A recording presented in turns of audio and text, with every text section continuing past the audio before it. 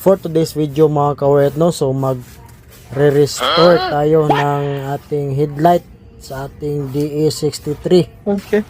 Nag yellow na kasi, so gagamitin natin to yung liha natin na number 1500. So nilagyan ko ng sabon.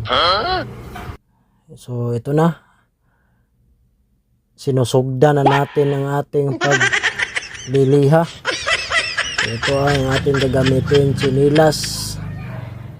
Ito yung pang ano natin sa ating liha para hindi tayo mahirapan sa kalisod. So yan yung ating pagliliha, so one way talaga para hindi mahirapan pag nag-buff yung grano ng liha para makuha dayon siya ba. So basa-basa natin ng mga tubig na may sabon. So giliha na to maayo diha. Nya one way ang atong pagliha ani para inig buffing na to unya dali ra na siya makuha ang grano. So 1500 ang akong giuna dayon kaning 2000 nga number nga akong gisunod. Ara 2000.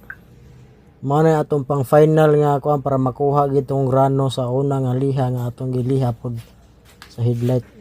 So nagyelo na man gani siya, mao ni atong gilihaan og maayo para mawagtang ng iyang yelo ba. Okay. So man ato liha ato na yung gibapingan. So mao na ni resulta ni.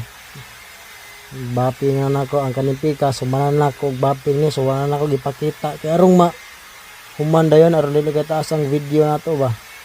So naar na siya mga kaurit ang pag-restore sa headlight kanang mag-yellow-yellow. Salamat sa pagtan-aw mga kaurit. So mo na resulta. Oh. Wow!